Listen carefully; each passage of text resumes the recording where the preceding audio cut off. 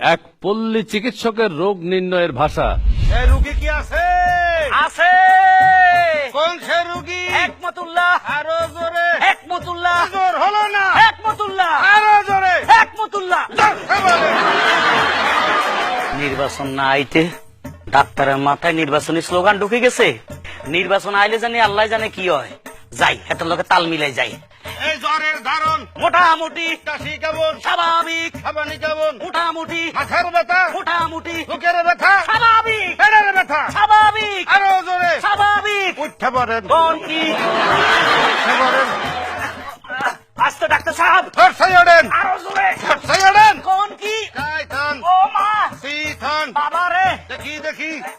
চোখ দেখি। দেখেন। জিভ দেখি। আহ, কান দেখি। দেখেন। বুকের ব্যথা কি আছে? আছে। কিসের ব্যথা? বুকের ব্যথা। কয় দিনের? 5 দিনে। কাশি মারেন। আহ, আহ, আরো জোরে। হু, হু, জোর হলো না। আহ, আহ, আরো জোরে। হু, হু।